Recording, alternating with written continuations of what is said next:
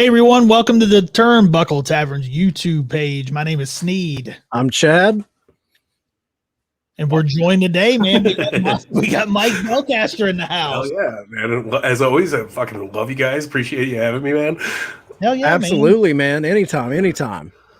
So yeah, we thought it'd be fun to come on and do a talk today because it's talk that we all have in our conversations in our group chats and things like that, but we wanted to bring it to the public and talk about the next big AEW surprise debut.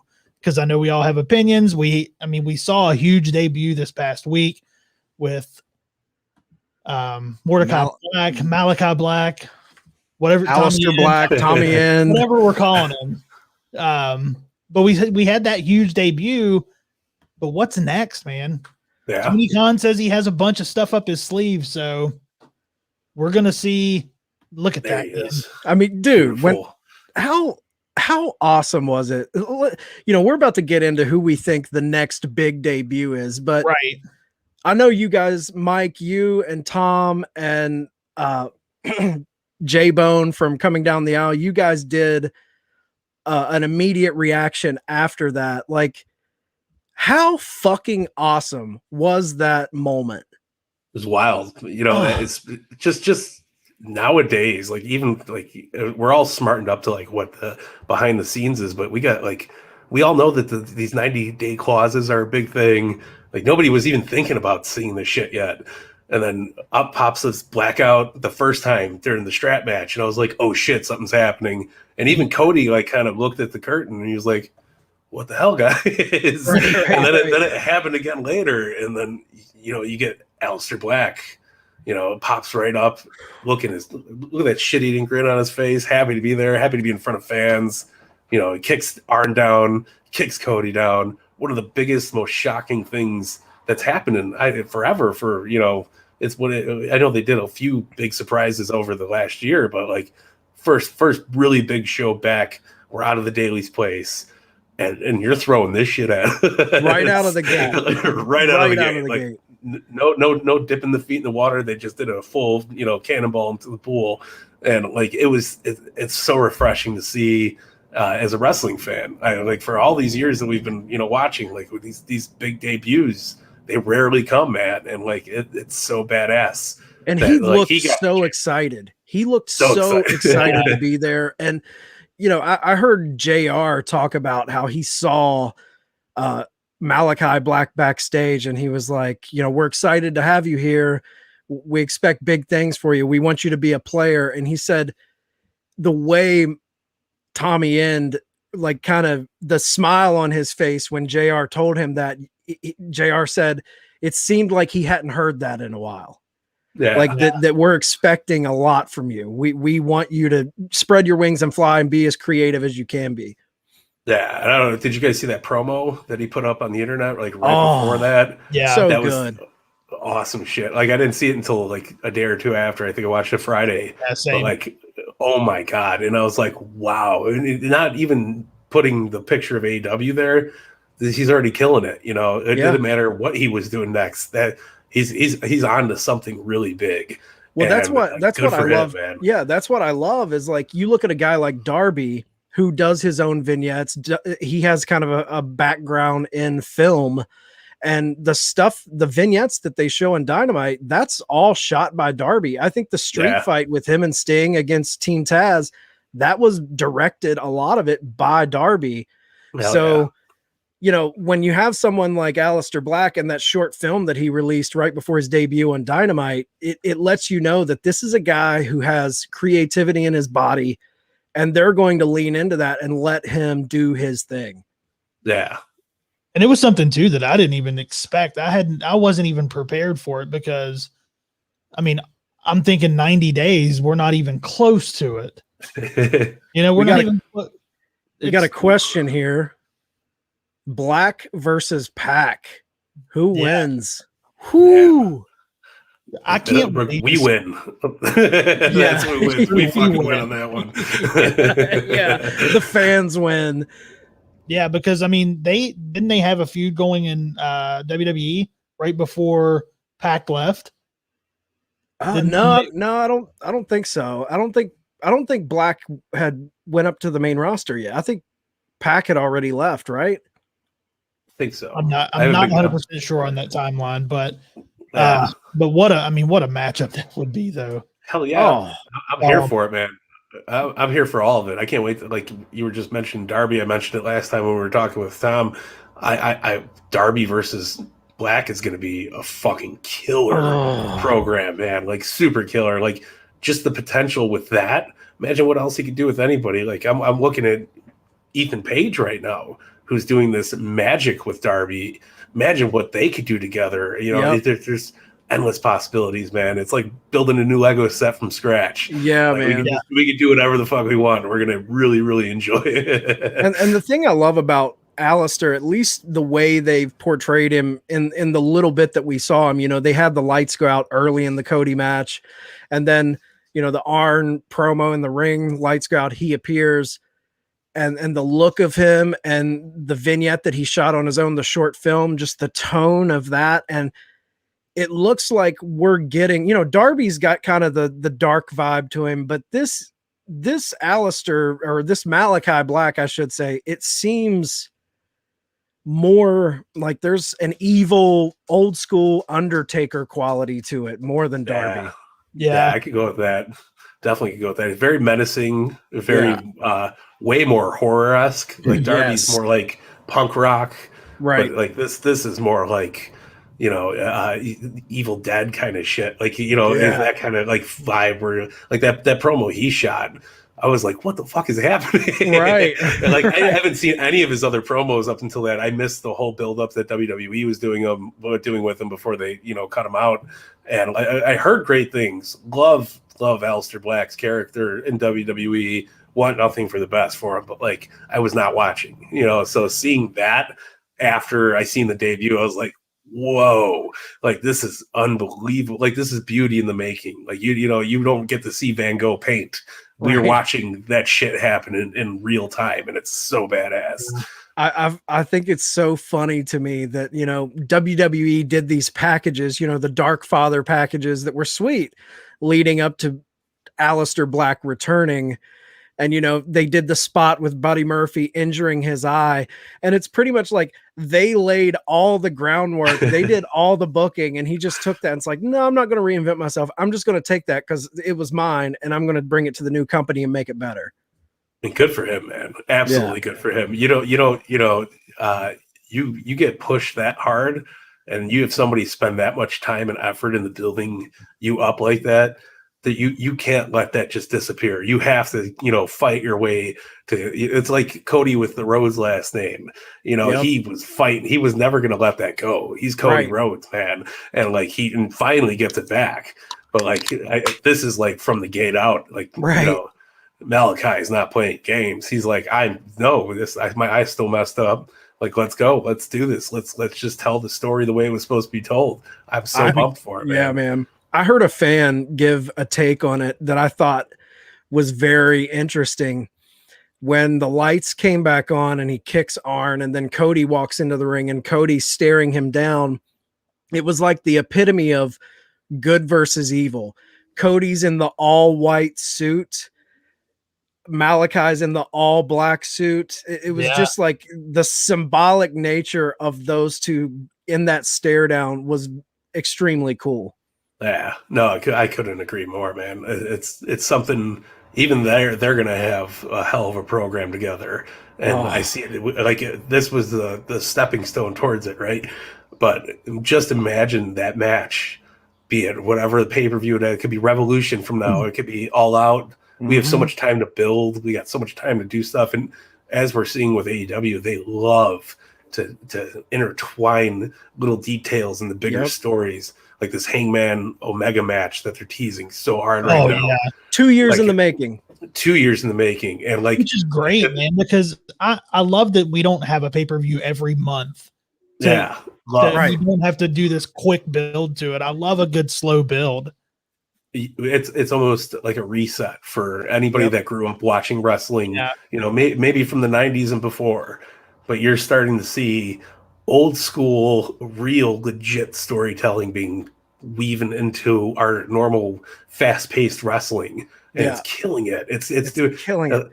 Just imagine, like, let's paint a random ass picture, but you say, you know, surprises, like, just, you know, what if they do Hangman and, you know, Omega all out, and, you know, that crowd, if the Hangman kicks out of the one-winged angel, and even if he doesn't win the match, but if he just kicks out of the one-winged angel, the whole crowd, that's the NWA title with Cody all over again. That place is gonna be on their feet, everybody losing their shit.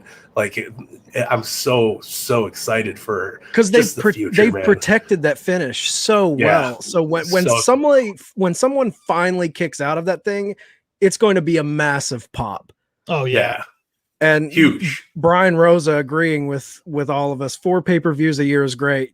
It's the best, man. You can't beat 4 pay-per-views a year. They got them timed out perfectly and everything. Like, dude. It always leaves you wanting more, but at the same time, like, you catch these builds in between, and like, especially during the pandemic, like, we've all been sitting here like watching it from you know, our couches, our TVs. We have no better way of doing it. And you've seen them gently do these small little builds that really paid off in the long run. Like, Tony Khan and everybody else that's working there, they're fucking absolutely nailing it. Like, from an old school wrestling perspective, even like captivating newer fans and stuff like that. Like, I just don't see, I don't see it changing anytime soon at all. No, and they make the 4 pay-per-views a year count, because they make Dynamite count. Huge shit happens on Dynamite, and they do these specials. You know, Road Rager. We got Fight for the Fallen coming up. We got Fighter Fest. You know, they had what was it? Beach Break. You know, when they do these specials that make it feel even more special, it really adds to the legitimacy of their weekly product. Absolutely. Blood and Guts could have been a whole pay-per-view, you know, and they threw it out there, and they're just like, hey, go to town, man. Like, have a good time watching a show that's on paid cable. Like, just really, you know, nobody's done that. Name the last time you've seen a Hell in a Cell match, a legit Hell in a Cell match on Raw or on SmackDown. You know, it's wild, but it works. And a good point here. Rampage will help also give other wrestlers spotlights. Exactly. Yeah. I think it's going to be huge. We haven't even gotten into the extra content that we're going to get from Rampage. So let's get into the meat of this. You know, there's all these, you know, Snead, you alluded to it. Tony Khan has been given multiple interviews where he's talked about, you know, he has a lot of surprises in store that he's kept in his pocket for the fans being back. And I let me pull up this tweet I read earlier that was very foreboding in a great way. Dave Meltzer came out and said he foreshadowed something big on his show Saturday night. He said he feels something bigger than Andrade, bigger than Malachi Black is coming while discussing AEW, and specifically the Arthur Ashe Stadium show in September. So he says he feels something. So maybe he doesn't know, maybe he's not telling us everything, but I feel like with Tony Khan saying he has surprises in store that he's been sitting on, to me, that makes me think it's something bigger than what we've got so far. Yeah. Which instantly, let's get into it. You know, there's all these names hanging out. We've got obviously the big one that everyone talks about with stuff like this, CM Punk. We've got Daniel Bryan hanging out. We even have, you know, Tessa Blanchard, Braun Strowman, Ruby Riott, Buddy Murphy. I've even heard people talking about Bully Ray, Lana, a lot of people on the table. So let's talk CM Punk. He's the big one. Do you think it's a possibility? I know Snead, you kind of play hardball on this one, but do you think it's a possibility CM Punk could show up? And if he does show up, when, where, and do you want him to show up? Well, I'll start us off on this one. Okay. I do think it is a possibility. I mean, it's always a possibility that we can get somebody like CM Punk, or we can get CM Punk to show up. At this point, I think it's a couple of years too late, though, for me at least. I mean, if he's coming in in a wrestling role, it's a little the train's left the station for me, man. I'm just it's just. And I say that now, but who knows? I mean, I'm not opposed to saying I'm wrong when it does happen, and it's a huge moment, and I love it. But just right now, there's a lot more people I would rather see show up. What happens if we're at All Out in Chicago and that cult of personality hits, Snead? What do you do? I mean, I'm going to join the electricity. I don't think there's a way you can't. I'm not going to get up and walk away, but I'm kind of with you though. Like I'm a huge CM Punk fan. I've kind of grown tired of the way he's kind of talked about the business, and in the last several years of him being gone, I get he's got a sour taste in his mouth with the way things went with WWE. I would pop bigger than a motherfucker if that dude showed up. Like I would pop so hard. I just hope that if he does come back, I hope he rekindles that passion. I don't want to see Punk come back for a payday. I don't want to see him come back just to come back. I want to see him come back with like a fire in his belly. Yeah. No, that's the only way I want to see him come back. And if you're gonna do Punk, like, you can't do it anywhere but Chicago. Exactly. They're gonna burn the roof down on the building just in 5 seconds with all of it. I think he might play this villain towards the wrestling business, but you don't spend all that time and all those years training and working your ass off and getting to the spot that he got to, and then just lose it all. And I get the WWE system is brutal, and like especially the way he described his experience. If you take that to word, of course you're going to be burnt out. Of course you're going to have some ill taste in your mouth. But at the same time, imagine just paint the picture of we're all at All Out, and Hangman kicks out of the One-Winged Angel, but Kenny Omega still wins the match. The big celebrations going on. And then you go back to his indie days and you start hearing like AFI come on, that and like goosebumps already. Like, it shouldn't happen. Like, I'm not trying to fill up like false hope either. But just imagine how fucking wild not only us, but like the rest of the wrestling world would go if he comes out and he's just like, no, you haven't found one person to beat in your company yet, but I'm CM Punk. And, it does this little straight edge gimmick. And like, I can picture it happening in a million different ways. I would love it. And I think he's still in a good age. We've seen lots of wrestlers come back in worse shape. Like, I always throw out the Ric Flair versus Hogan match from TNA. Like, you want to talk bad wrestling, comebacks. That's your example. Let's build from that. And he hasn't been in the ring. He hasn't been beating his body up. No, and like he's been training. I forgot if he was doing something with Stephen Amell, and like he was at the Pro Wrestling Tees facility doing some training a few years back.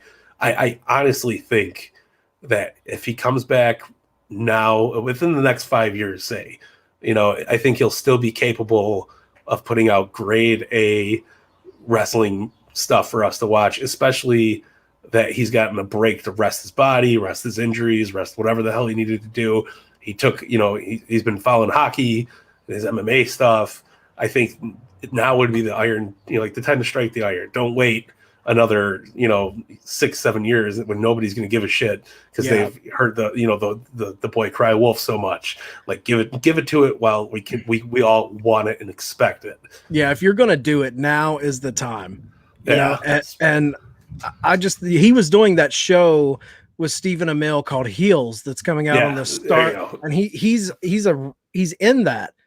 He's an actor in that, and I wonder if being on set and kind of dusting off the ring rust in preparation to shooting that show may have rekindled something for the business. And you talk about him coming back and kind of being the savior to go against Kenny and take that title off of him. I love that booking. Another booking you could go, because I love a heel CM Punk. Yeah. He comes out and he plays into the fact that he all the fans that say he doesn't have passion anymore. If he would lean into that and go after the fans on a return, but I don't know. I think him coming back though as a baby face, with what you said, Mike, might be the way to go, because the fans would just, no one's going to boo him if he comes back. No. Yeah. He could walk out and, tear the ring apart and probably take out half the roster, and they'd still be like, yeah, Punk, man, like, yes, finally, it's been so long. Like, I don't see it ever going a different way, just because he left when he was so hot. Yeah. And like that Money in the Bank match, him with the teasing, like, I'm taking the belt to a different, company. Screw you, Vince. Like, he knows how to build up shit really well, and like in a way that we're, even if you're the smartest mark in the business, you'll still be like, shit, like, hold on, what is this guy doing over here? Yeah. And then he's good at keeping the curtain closed, and I can't wait. I'm not saying I can wait. I hope it happens. And talking about all the possible surprise debuts we're going to get into beyond Punk, but talking about Punk is the number one guy Tony Khan wanted. When they were forming that company, that was one of the first guys he went after. Tony Khan grew up in Chicago. CM Punk is the Chicago poster boy for pro wrestling. Yeah. I think if all it's going to take is Punk to want to do it, but I don't think money is an issue, because Tony Khan wanted him so much, he would open the checkbook for Punk. And I think he's going to thrust him into the main event storyline. Yeah. So it's all on Punk. Punk kind of is the master of his own domain right now. It's his decision. If he gets that fire in his belly, we're going to see him return at some point. And I don't see him going back to WWE. I really don't. No. Yeah, I talked to Scott about this a few episodes back on the Pyramid Wrestling podcast, but like, I don't know what the hell he would get out of going back to WWE, and I don't know what it would take for him to go back to WWE. Like, I don't see being the champ for a year is enticing for him. I don't see it being like a spark to the like, okay, cool. And even if he gets promised that, how long does it really last for? How long do we get, the CM Punk we want out of it? I like, is he just going to go back and shit all over, Triple H for the rest of his time? Like, everybody's doing that now. Now it's been done. Out. Yeah, and the only thing he ever wanted there that he really didn't get was main eventing WrestleMania, and I don't think that's enough at this point to bring him back to that company after all of the burned bridges and bad blood between them. I think. Yeah. And we know, I don't see that happening. he has too much pride, man. I think he knows that if he did that, regardless the payday he would take, he would be looked at as a sellout by hardcores. I think. Yeah. Oh, absolutely. But very much so. Talking about other names, big names, the biggest name outside of Punk, and we'll throw up this. The yes chant, man. And we also got one from John. If I'm Tony Khan, I'm saving my money for Daniel Bryan. We've had 2 comments on Daniel Bryan. So yeah, I'm right there. Honestly, talk about somebody, his career might be dwindling down a little bit. He knows he doesn't have all, especially with his injury and getting, forced into the retirement spot, then coming back after fighting for it so hard. I think he was ready to join AEW before they rehired him. Yep. And I think he would do wonders there. I think he would be a fantastic addition to the roster. You could put him with anybody and he would have killer matches, but like, program wise, I could totally see him running, against Cody for months. You could put him in any spot and he would still be utilized properly. He'd be a draw. Everybody's a part of the yes movement, man. And and he's going to come back as a whole heel Cody versus Daniel Bryan. Oh, that's a good one, John. Don't tease us like that. No, but I feel like it's going to be a beneficial aspect to anything the company's got going for them. And, talk about an action figure, poster name, somebody that's going to put asses in the seats. You can't pick another person out that's a free agent right now. 10 Braun Strowmans can't make up for one Daniel Bryan, Yeah. And there's no way around that. Yeah. He's so good.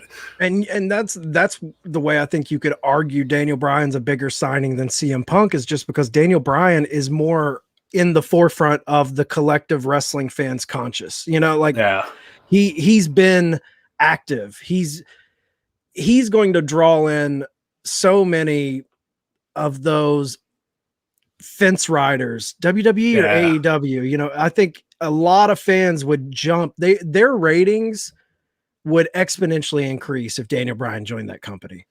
I believe that. I very, very believe that, man. And I think, I was watching WWE when it was at its lowest this past couple months, years, and I would just tune in to see what Daniel Bryan was doing. That would be my go home. I'd be like, oh, I haven't watched SmackDown all day, but for shits and giggles, let's throw him on and see him fight AJ Styles again. Just because they would make good shit out of it, and it's just he's so good in what he does in the ring. Like we don't have many Kurt Angles left or people like that, but like I hold him high up there with those type of workers. I think Daniel Bryan's just so good at what he does. And I think he would, even if we got a heel Daniel Bryan coming out, Bryan Danielson, and just the American Dragon, fucking American Dragon, man. And he can do anything, man. And that's another thing too, man. I mean, with the open door with New Japan and his history with them and all the guys, Kenny Omega, it just makes sense to me for him to go there. Well, that's the thing too. It's like, Daniel Bryan said it, and even CM Punk said it. Both of these guys who are possibilities, when they talk about, it would need to be a big opponent to bring me back. I've kind of wrestled everyone in WWE, and people are like, well, who would you want to wrestle? The top guy at both of those guys' lists is Kenny Omega. Yeah. Daniel Bryan, Kenny Omega, CM Punk, Kenny Omega. I mean, dude, Kenny Omega right now is on another level. And then you throw him a big name like that to really get into a program with. It's incredible. And the thing about Daniel Bryan that I would be surprised. I would kind of be surprised if he re-signed with WWE is this dude at his core is a pro wrestler's wrestler. Yeah. I think he wants to get back to telling good stories, putting on incredible matches, and have a fresh take on his career. And I really think we're going to see Daniel Bryan. I believe he will be there before CM Punk probably. And I think this is something that this is the guy Tony Khan's alluding to that he's been saving. And because Daniel's contract just ran up. He didn't ran out. He didn't have a 90-day. So he could show up anywhere at any time right now. Yeah. And I guess what I'm asking is, when does he show up? Do you do All Out with Daniel Bryan, or do they save him for that mega show in New York City at Arthur Ashe Stadium? Man, I think they could hold off. They could probably hold off Daniel Bryan until even Revolution, just to let it kind of be forgotten. And then because Daniel Bryan's not out there, tweeting hockey scores and shit. He's like just living his life, and maybe he's enjoying his time at home. But we all know he wants to do. He's not leaving wrestling by having this terrible match with Edge, and right. Like I feel like he wants more. And same thing with Punk. I don't see Punk leaving on this tarnished, soft spot. I want them to go out at their hardest, even if Daniel Bryan came back for like 5 big matches, right? Say it's a small contract, but his neck's fucked up. Like they don't want him to, kill himself out there, but please give us your best work rate. Like, and with the New Japan working relationship, I would love to see Tony Khan bring in like Okada. And imagine if you had like Okada and Bryan Danielson going at each other at some random ass pay-per-view. But I could see them doing it as early as, Fight for the Fallen or Fyter Fest. I could see them doing that on television, not pay-per-view. Because it would be like, everybody would be like, fucking turn the channel right now. Yeah, that's true. That's true. Go on TV. And like, I think that would be more beneficial to them. Not that it wouldn't be beneficial at a pay-per-view, but more eyes on the product is always a better thing. I would totally love to see it happen regardless, but I I think the smarter business move would definitely be a televised, like, we're doing, here's Fighter Fest. Holy shit, Daniel Bryan's like, everybody turn in, like, Twitter, boom. Daniel Bryan's trending for 2 weeks straight because they're like, what the hell just happened? And you want to talk about people upping your pay-per-view buys. Yeah. You have him appear on the Dynamite before All Out, or in the weeks leading up to All Out. People are, don't tease me like that. I'm gonna be third row for that show. Like, I'll fucking shit my pants.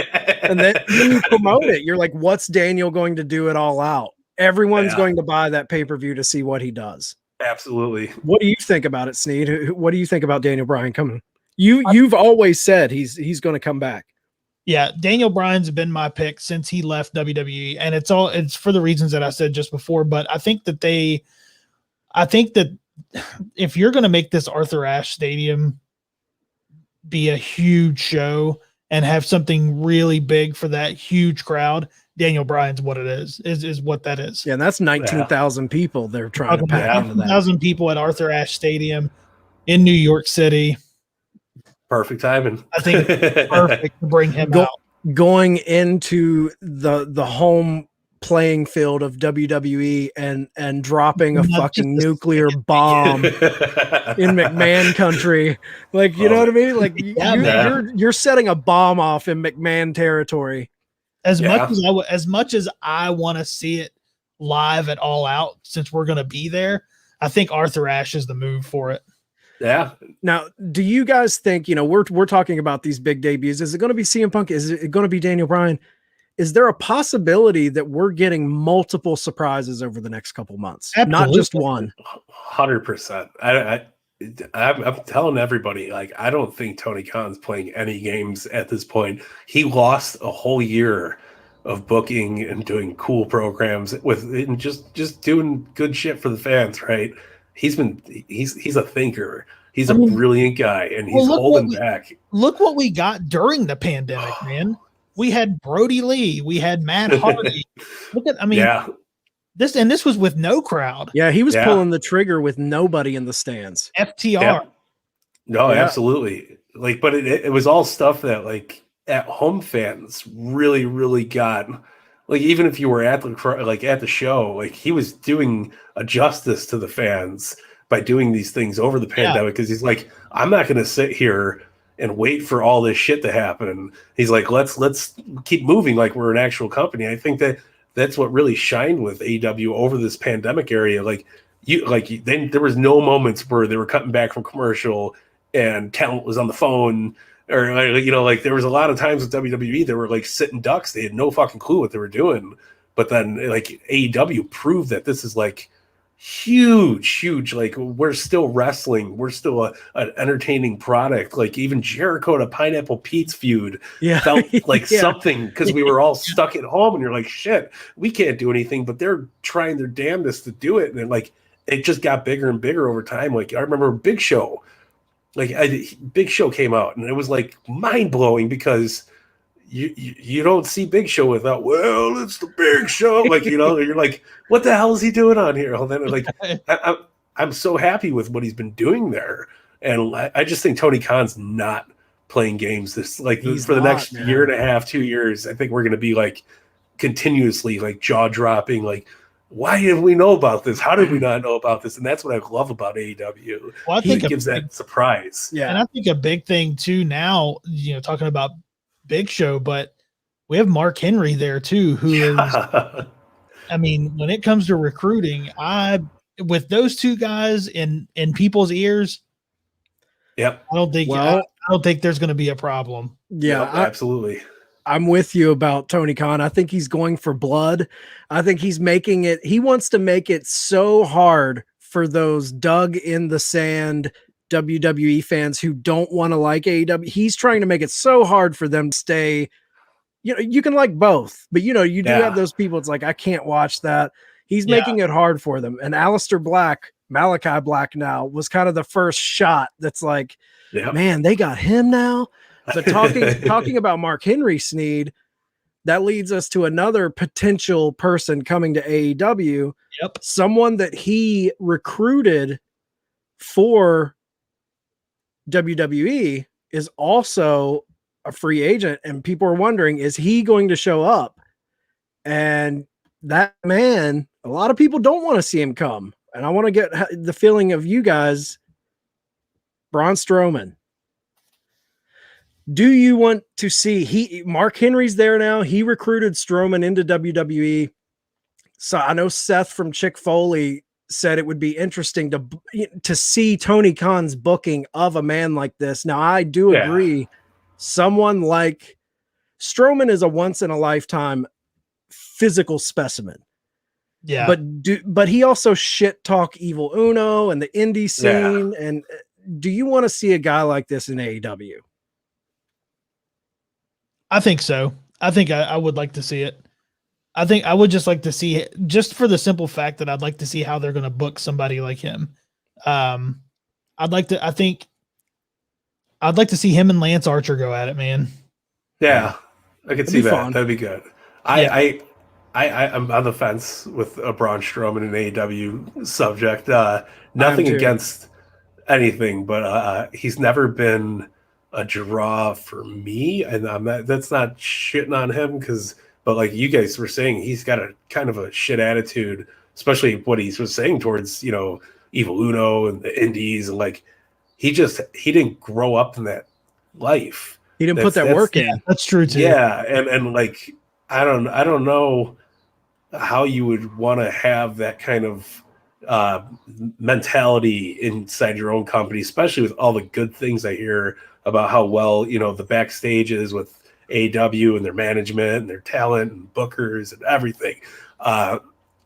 Could he do good there? Yeah, I would. Again, I would totally love to see him tear the house down with Lance Archer.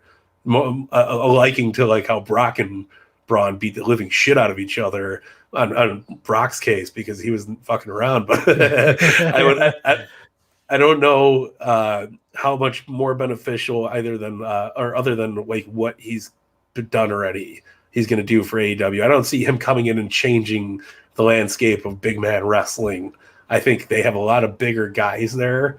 Unfortunately Brody passed, but Brody was a big dude. Yeah. And like, I don't know if putting Braun there will kind of like damper anything that's already been done with them. And I don't know how much training he's going to need. And not saying that in a bad way, but like, this isn't, a television show. This is pro wrestling. Right. And, he's going to get caught off guard by not waiting for, cues and shit like that. I think he might suffer a little bit being in such a more openly wrestling company. So it's interesting. Yeah. Yeah. I mean, like, I'm not finished with you when he was flipping the ambulances. That I was kind of into that, but yeah. Here's my thing with him, man. Like, you send him in. Yeah, there's a ton of people he could have pretty good matches with. I think something that would be crazy is have a classic David versus Goliath match with him and Jungle Boy. Wow. Man, that would be crazy. That would be crazy. Yeah. But at the same time, with what you're talking to, Mike, I tend to agree. I worry about bringing him in and him affecting the culture of the locker room. Yeah. That's the main thing I worry about. Even the overall product that we're expecting out of AEW now, and not like we're entitled to it, but like, I'm sure Tony Khan could, make a mountain out of a molehill. But right. I feel like, I don't know. I was never a big enough fan of Braun to be like, but he could do this and this and this. Like, he'll change the whole industry. Like, I just don't see it on my aspect. Like, he's not going to have his 10-year-old tag partner with him. I don't want to see him in AEW. right. Yeah, that just ruined it for me. And honestly, if this was 3 months ago, I would say there's no way in hell he gets signed with Mark Henry being there. Now I'm like, maybe he does. Maybe Mark Henry gets him to play ball and get him to kind of absorb into the culture that is created there. Cause you can't come in and be an asshole there. You have to be a part of the crew. I think they just have to show him the way. I think he was only ever taught the WWE way. That's true. Yeah. He was never shown any other way. He was never did indies, never did anything like that. He was only brought in to the WWE system. And I think Mark Henry, being a close confidant of his, I think maybe they can change his mentality and he can change his mentality. If he can change his mentality, I really think he would be good for the company. I mean, he's kids love him. He's someone that you would gain fans by having Braun on the show. No, absolutely. But does it change your fan base? Does it not? Now it is ECW 18 to 49, rowdy, our age group, like ready to party. Yeah, exactly. So I don't know. And if he comes in and it doesn't work, send him out on a rail. Yeah. He doesn't have to stay. I say prove me wrong. Prove me wrong on Braun Strowman. If they're going to hire him, show me why you need to hire him. Show me why I need to be a Braun Strowman fan, because he didn't pull it off for me in WWE, and it's all in their hands at that point. If they do it, better make it fucking awesome and stand out as much as everything else is, because he's not going to get the same pop that seeing the Bullet Club logo on Dynamite did, for any of us or anything like that. Like he's got a lot of shit to prove or to live up to, especially with what they're doing there. Yeah, are you going to show up and go up to Evil Uno and shake his hand? Yeah. Are you going to be that guy on the guy on the plane? The video on the plane. I want to shake your hand. I want to shake your hand. Yeah, you got to be that guy. Now we've talked a lot. We got a lot of testosterone in all these potential debuts, but let's shift over and another potential person that's a big star that's never really had that run in WWE, but is a huge star in her own right. Tessa Blanchard. Hell yeah. Her dad works there. Tully Blanchard. She's got a very, what would you say, controversial past, the way all of those things came out. And I think a lot of people, cancel culture, they were trying to just ruin her for good. I'm of the opinion, I think she should get a shot somewhere, even if it's not here. She should be able to have a career. Do you think Tessa is going to be all elite bound, or do you see her going the way of Stamford, Connecticut? I think she would almost she wouldn't do well going to WWE, and not in a like, even on NXT, like there's only so much that you could, like, she would do great as a talent. Obviously she's unbelievably great talent. If you've been following her matches, she kills it when she's out there. But I think that she's almost in that spot where she would be way more beneficial to another company, even if it's not AEW, but like a Ring of Honor or something of that aspect, and coming back and like you kind of reproving yourself after all the bullshit that did happen. I know it was a lot of cancel culture stuff, like you were saying, but at the same time, I think like she's got nothing else but to go out there and be like, let me prove you wrong. Let me show you why I'm a Blanchard. And, and I would love to, I'd welcome her. I'd welcome a lot of women talent to the AEW just to lighten, like, lively the place up. And it's not like, Britt Baker is not good enough or anything, but eventually she's going to need more opponents. Eventually everybody's going to go, I would love to see her. Wow. She was in WoW. When she was wrestling at Impact, she was wrestling with WoW.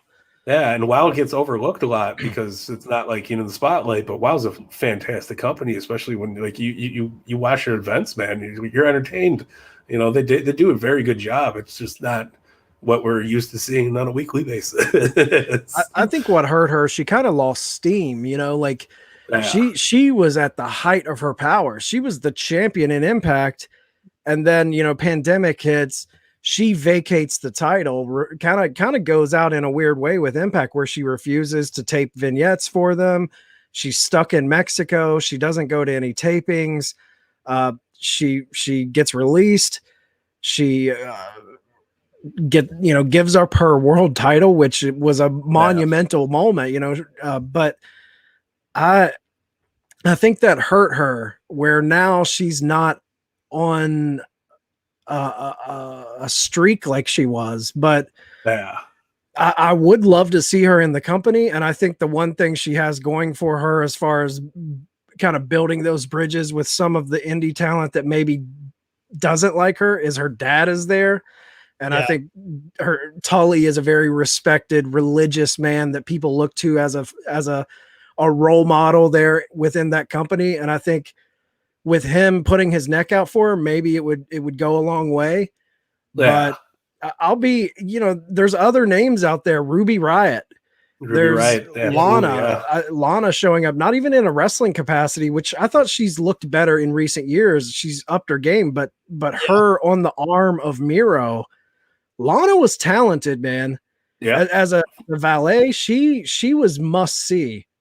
Yeah, I would like if the Lana ever showed up to AEW, I would keep her away from Miro at this point. Miro's doing so fucking great right now. Like, yeah, I was a fan of the Rusev Day gimmick. I loved it when they would have the Rusev Day. It was great, but we are watching Miro's best work right now. That match he had with Darby was amazing. And like shit beating the hell out of each other, going full balls to the wall, back and forth wrestling. The Pillman Jr. match was amazing. I got nothing but high praise for Brian Pillman Jr. Man, when he showed up, at the dark matches during the pandemic, I was like, he needs to be signed. Yeah, his dad was so good. He's following in his footsteps almost, perfectly. The Varsity Blondes gimmick has been unbelievably good, and now he's exclusively with AEW. Yeah, and good for him. I'm so fucking happy that they signed him full time. Completely gone with MLW, exclusively with AEW. So, and he's killing it, man. I can't wait to see Brian Pillman Jr. in 5-10 years and see where that's at. Like, that's going to be mind blowing. But yeah, I don't know. I think Tessa's got a lot to work with. There's plenty of places she could do stuff at, but if she was to pop up on television, televised wrestling, I would see it being AEW over Impact again. Yeah, and I don't see her being pulled up to WWE unless it's like they're all really big, like desperate grab for them, because they're pretty full right now with a lot of talent. Yeah, and Brian Rosa, Red Velvet, Jade, Anna Jay, Tay Conti, Thunder Rosa. I mean, they have a loaded division. Yeah, absolutely. And I think it's underrated. I mean, maybe they're a little more green than the WWE women's division, but I feel like they have a lot of talent that's like right on the cusp of putting on some bangers. And I feel like they've already put on some classic matches. You throw 100%. Tessa into that mix, that's a main event. Thunder Rosa, Britt Baker, Tessa Blanchard, that circle of women could really put on some phenomenal matches. Tay Conti is just became so awesome the last couple months, man. And like I'm happy to see her on TV every week. She's fantastic in the ring. She's good energy. She's a beautiful physique, but she's actually doing really good work in the ring. And it's like, it's mind blowing that like WWE let that go to begin with. What do you think about? What's your thoughts on Ruby Riott, Mike? I love Ruby Riott. So she's from my parts of the land. I've worked a few shows with her where she's like we did a lot of charity events for schools and stuff around here. She's a great person outside of the ring. I want nothing but the best for her in the ring. I think she did great in WWE. I think she was fantastic. She did really good for what they were giving her. She could do so much more though. And I think if somebody's gonna come out there and prove that system wrong, she's going to be one of the people to come out and do it. I can see her doing anything because she's worked indies forever over here, but to see her on Dynamite or Rampage or whatever, I think that would be a good thing for her to show up at Rampage in Illinois right before All Out. Like you have Ruby Riott, homegrown talent. She's from Indiana, but we're like kissing cousins. But like I could see her totally showing up and doing some good work, man, and like getting good programs out of a lot of Ruby Riott versus Thunder Rosa. Great match. Ruby Riott versus DMD. Boom. She could make that jump too, because she was released on June 2nd. So that's like right before All Out is when her 90 days is up. We're on a rumble of like, it's going to be the most craziest week of shit going on. Yeah, man. Yeah. I'm pumped, man.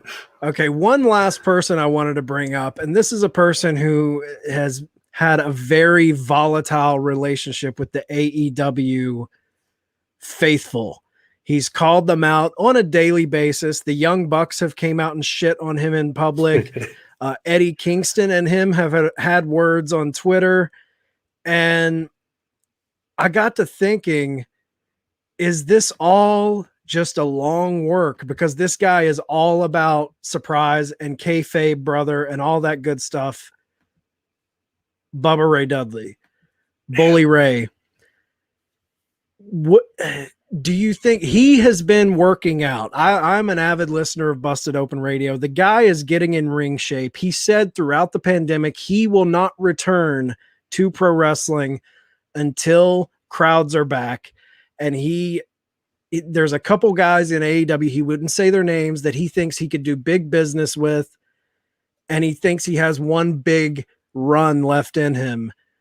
What do you guys think about a super heel Bully Ray, who's kind of playing off of that, taking Kenny Omega to task on Busted Open Radio every day, calling out AEW's shortcomings on Busted Open Radio every day? Is this someone, is he too volatile to bring into the company? Or do you think if you lean into that storyline, he could be somebody that could bring some stature to the company? I think he would do good. I think he would be great. You got to remember, like, you go back and watch those early ECW shows where he's lighting the crowd up. Yeah. That's better than MJF, and that's a hard thing to say. You know? Oh yeah, he would rile people up, but to see him come out, he's jacked. Probably the best shape any of us has probably ever seen Bubba. Yeah. But if he came out at AEW and this say all this, talk behind the scenes is a work and big work, because again, AEW is really good at that shit, so it's not expected. But I think he could do great business. I see a lot of the opposite with people who don't really watch AEW would just be, it's fucking Ring of Honor or TNA guy, great, we got Bully Ray and AEW. Like, what is he gonna do? He's they're gonna talk shit because they can talk shit. Yep. And he's not somebody you want to talk shit about. Yeah. But I honestly think, like, if he did come back, I don't know necessarily what he would do. I could see him doing a lot of good programs with a lot of people because talent is endless on that side of the spectrum. But like, give me an example of a program like that you want to see, Bully Ray come out to in AEW besides shitting on everybody. Right. Which would be great in its own manner. Like, if he came out and it's like, imagine if like he was a mouthpiece for somebody, that would be sweet. Like, have him and Taz go after each other. Oh, like, yeah. Brian Cage is gonna screw, he'll fuck you up. I don't care. Blah, blah. Then maybe he's, Bully Ray comes out. He's got somebody, maybe a big name from Ring of Honor that he brings with him. Since there's forbidden doors are opening everywhere, I would love to see him be like, you think you're tough shit? I'm bringing my guys. We're gonna fuck you up, and everybody's gonna lose their shit, because it's gonna be like war. That's all we want to see is like you see these forbidden doors opening. The Bullet Club thing was like a giant tease. I feel like we didn't even get a full payoff for that. Right. But with Bully, you gotta have him. He can't come into just a regular angle. I feel like he has to come in on an angle where it's blurring the lines of kayfabe. Where you're like, is this real? Like, I don't want to lights out, lights turn on, and it's Bully Ray in the ring with the chain. Like, no, like it's not going to do anything for me as a fan. But if it comes in and it's done properly, he's going to be beneficial. It's like saying, like, a shovel's not good to scoop shit. Of course, a shovel's good to scoop shit. Right. Let's give it to us, but like make it make sense. Don't just do it for ahs and gahs. Like, I want to see something very, very impactful come from it, and who knows what that could be. What do you think, Snead? I mean, I think it'd be fun to even see him like be ringside or something, and then coming to support Mark Henry, and then somebody comes and calls him out in the front row, and then it just starts that way. Starts like, jaw jacking with Eddie Kingston, and they get into a scrap. Right. I would love that. And he's there in the front row for the first Rampage. Whatever, and then that happens. I think that's the way to bring him in. Yeah, definitely. I would pay to see Eddie Kingston and Bully Ray throw down and cut some promos on each other. Just promos, let alone. But I know they would kill it in the ring too. And like that's like, but I as we said with all the others, I don't want Bully Ray to come out for a small program. Like, give me a reason, like if he's doing that, like maybe Bully Ray brings the Briscoe brothers and AEW, and he's like, Eddie Kingston, you want to be a bitch? He's like, you can talk to me. He's like, oh, you bring your young bucks, I'm bringing my boys, and like, you know, like money just being printed. Yeah, you're just crazy stuff. Ultimate crazy hire would be Jim Cornette. Imagine the God heat. Damn it! I don't even want to hear that, motherfucker. That's bullshit. Oh man, that would be nuclear, man. He was defending the Omega for like 5 seconds the other day, and then all hell broke loose again. It was more of like Jericho. He told the fan he would shove his tennis racket up and make a fucking puppet out of him or something. Yeah. But like for a glimpse, there was a little like high five between both of them. But then all holy hell broke loose again. I think Kenny said something, and then Jim said, "That's the first time I've ever agreed with you." So I listen. Jim Cornette is the wildest person in the industry, right? Do I see him getting hired by AEW? No, but if it ever happened, I don't think it would necessarily hurt the business as long as he wasn't on screen. We see what happened with the NWA where he was commentator. Yeah, he said that fried chicken joke about Trevor Murdoch. It didn't land. Like, listen, old school fans, they get Cornette. I say Jim Cornette's my favorite lullaby.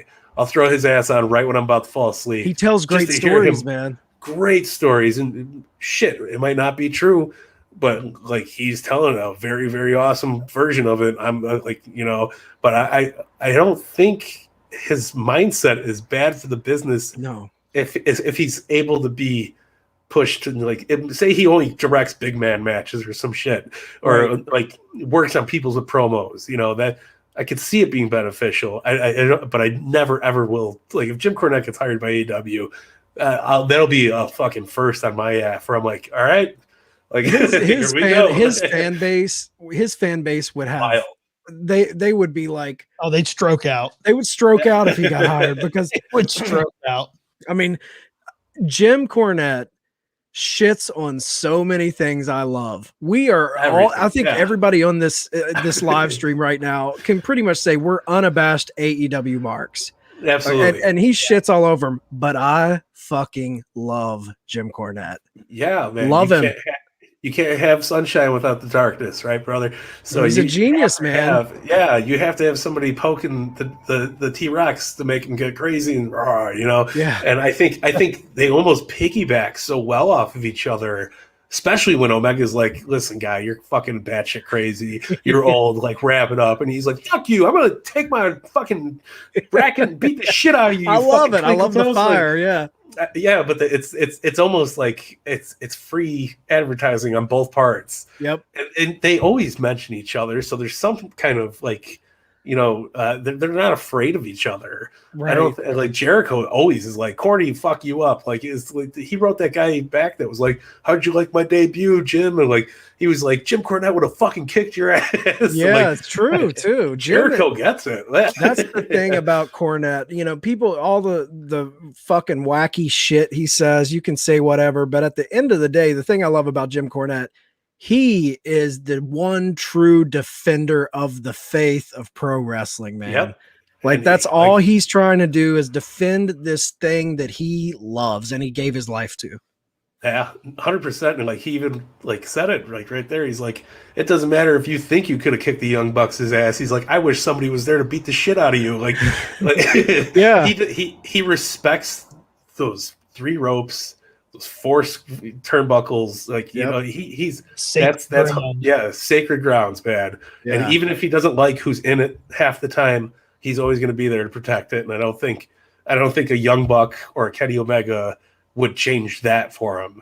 You know what I mean? And I like whatever cosplay mud show bullshit Jim Cornette wants to call AEW. He's still watching every week. He's still watching every pay-per-view, even if it's just for his podcast. He's doing it because he knows people want to hear it because it's over right now. So I don't mean to bust the Cornette, you know, bubble drive-through bubble, man. But like, sorry guys, he still loves the business too. Yeah, he does. It's fucking outlaw cosplay mud show bullshit. So to wrap this up, let's take it from right now until Arthur Ashe Stadium. I believe it's September 22nd, I think.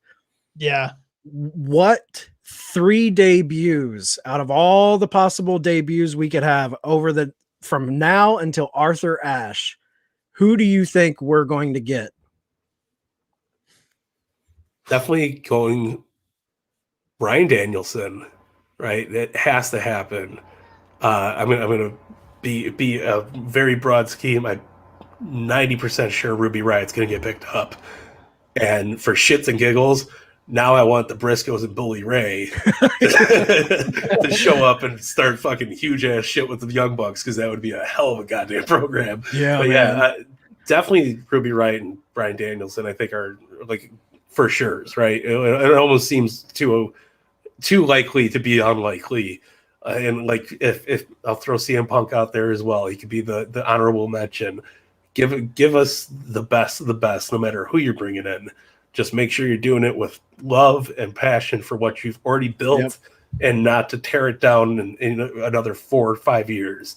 Make this the longest lasting, biggest fucking show for all of us ever. Yeah. Make these goosebumps stay on these arms every Wednesday night, every Friday night, every pay-per-view. That's it. Briscoes and FTR.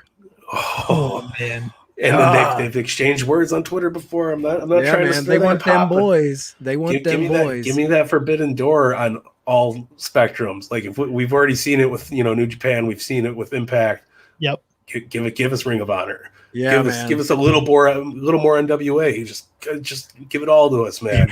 I'm all for that though. That would it'd be killer. Snead, who you got? Who you got, Snead? You're 3. Top of my list. Top of my list. Bryan Danielson. That's okay. Tip top. That's going to happen. It will happen. Under him, the other two, I'm going to say CM Punk, just because it makes sense if we're going to do it in Chicago.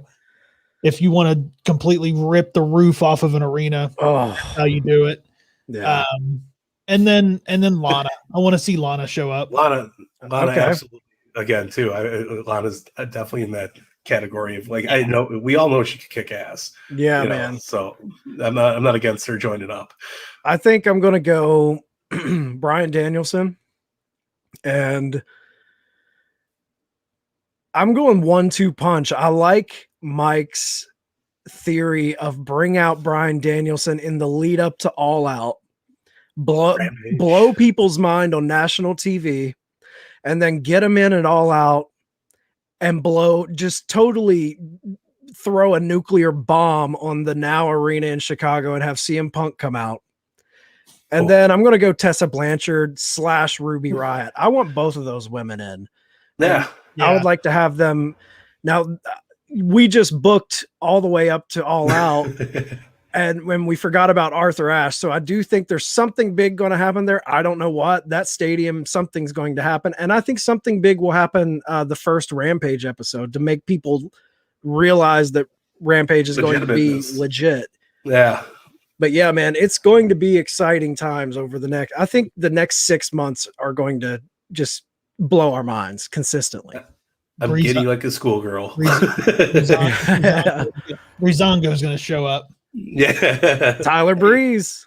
Yeah. Tyler Breeze was a hell of a talent, man. And I could see him running leading everybody from the dark side of, dark and what's the Monday show called, Elevation. Yeah, Elevation. And just there's so much shit on TV now, I'm forgetting it all. But I could see Tyler Breeze totally killing it. There we go. Nick Aldis. Aldis. We need Cody versus Nick 3. Yeah, part 3. Yeah. We do need that. It could happen. It could happen. Killian Dane's out. He's released now too. I think I want to see like Fandango and those guys. Like, I think Impact is really going to flourish with a lot of these releases. Yeah. Oh yeah. I think a lot of people will be able to elevate themselves in that company.